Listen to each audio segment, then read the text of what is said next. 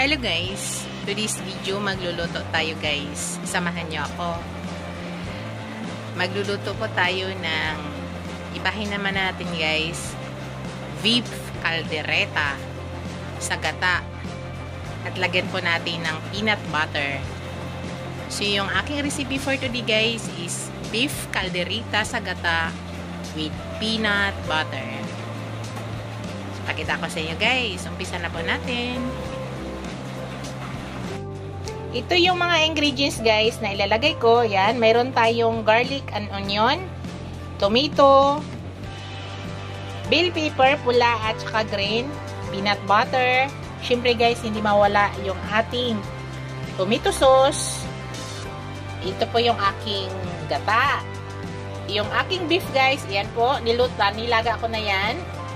So malambot na yan guys. So hindi na tayo masyado matagal magluto. Yan, yung aking patatas. Mamaya guys, maglagay din tayo ng panglasa. So, ilalagay kong panglasa ay asin at saka ground black pepper lang. Let's go guys. Umpisa na po natin. Hello guys. Ito, nagpainit na ako guys. Pa-fry ko muna saglit guys yung aking patatas.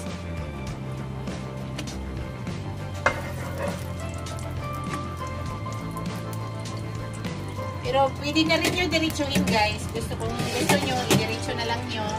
Sa akin, idaan ko muna siya sa ganyan. Pasensya na guys ha, yung naririnig yung ingay, ulan po yan. Yan, lagyan natin patatas.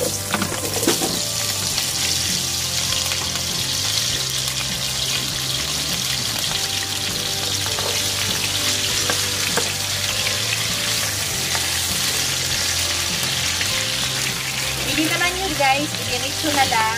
Sa akin, dinadaan ko lang ng ganito. So, ang pagluluto natin guys ay madali na lang. Dahil nalaga ko na po yung beef. Saglit na lang po yan.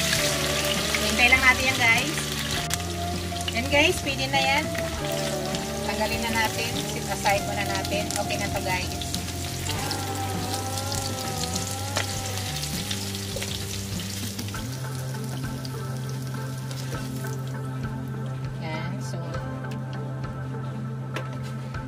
Lagay ko na yung aking white onion.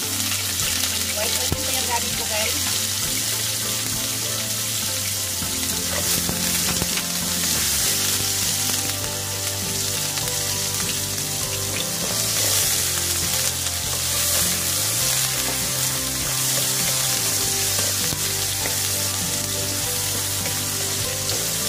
Slice ko lang siya ng ganyan guys.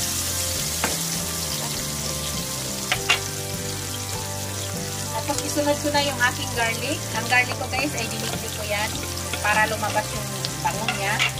At saka in-slice ko lang siya ng ganyang kalalaki.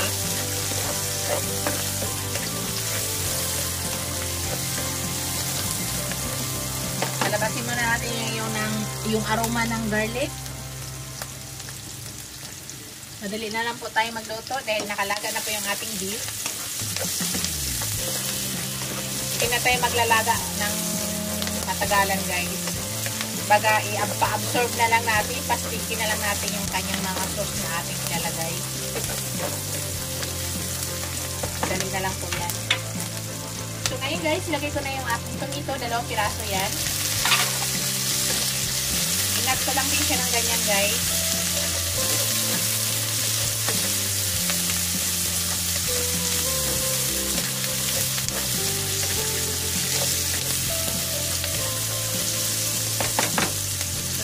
Natin yung tomato.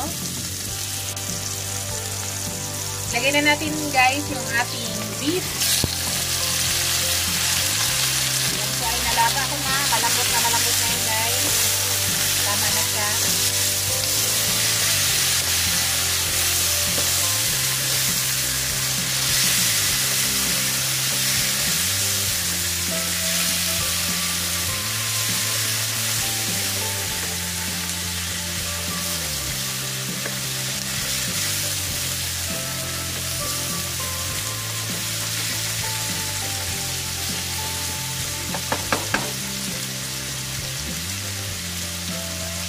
Isabay ko na guys yung aking patatas dahil kailangan pa natin palambutin to.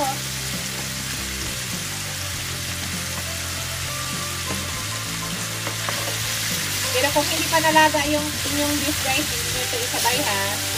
Bawal ko isabay dahil na malambutin pa nyo yung beef nyo. Ito ang beef ko is ready to eat na to. Malambot na malambot na.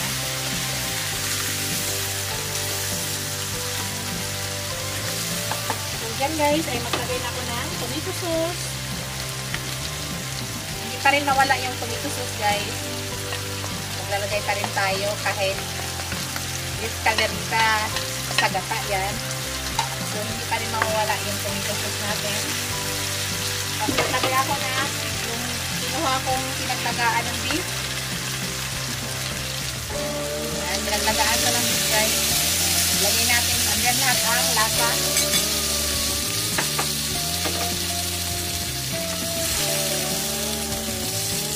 Yan na lahat ang lasa niya.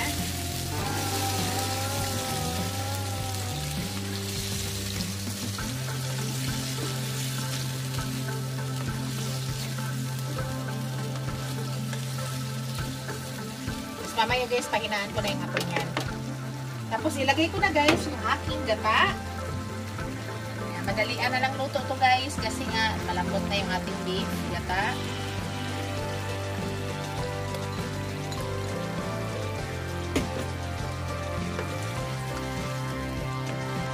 Ayan, para yung niluluto lang natin dyan yung patatas tapos pinapastiki na lang natin yung kanyang sauce.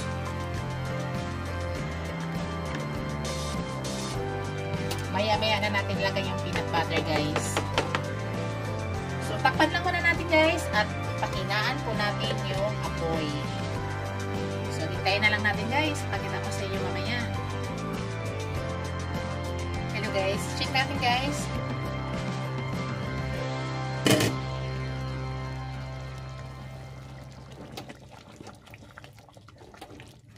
Dito guys maglagay po ako ng labuyo. Nasa inyo po guys ha. Gusto ko na rin maanghang.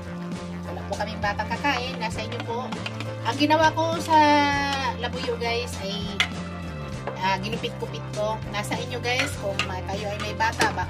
Nasa inyo po. Tapos ilagay ko na guys yung aking peanut butter para mag-absorb na yan dyan.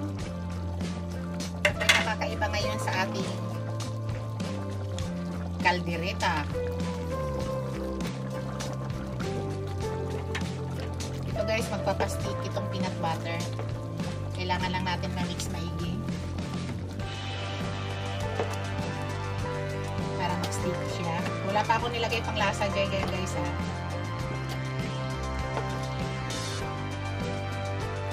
Asin lang at saka ground black pepper po yung panglasa na ilagay natin dyan. Wala po tayong ibang ilagay. Yun lang po.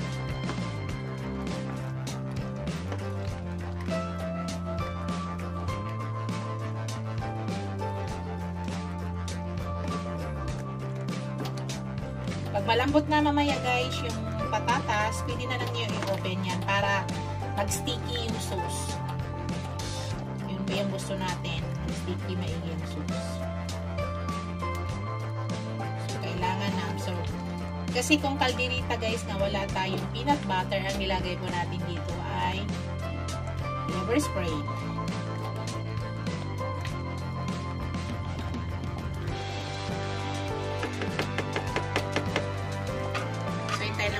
Guys, tingnan ko nga guys yung kanyang patatas.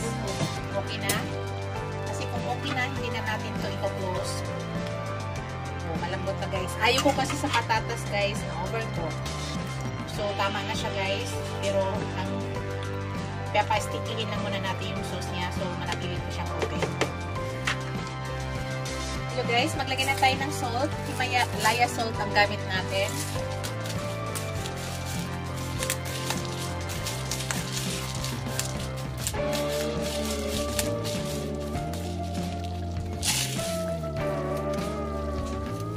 Tapos maglagay tayo ng ground black pepper.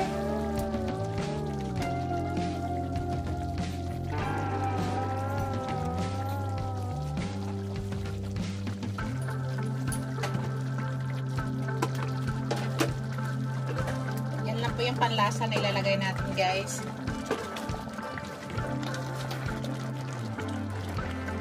So, pastiki lang natin.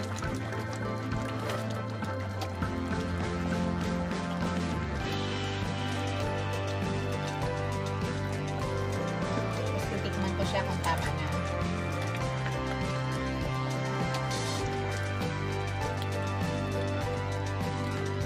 Guys, oh.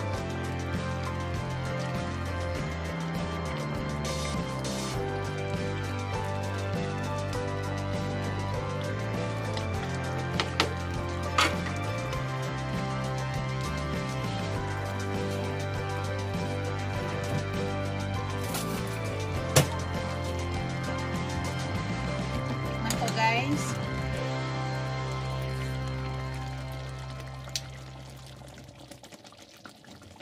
tama na sa lasa, guys.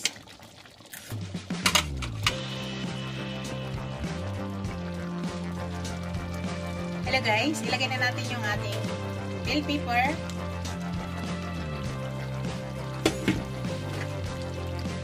Ayan, nakuha na natin guys ang lapot. Ayan, sobrang lapot na.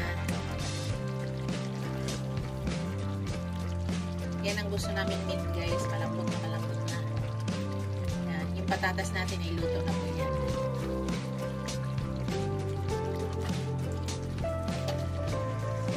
Yan.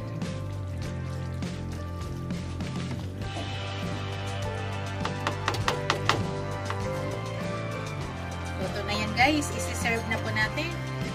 Ito na yung aking beef calderita sa gata with peanut butter. Thank you for watching, guys. Don't forget to like, comment, share, and subscribe to my channel. See you in my next video, guys. God bless us all. Ingat po lahat, guys. Bye!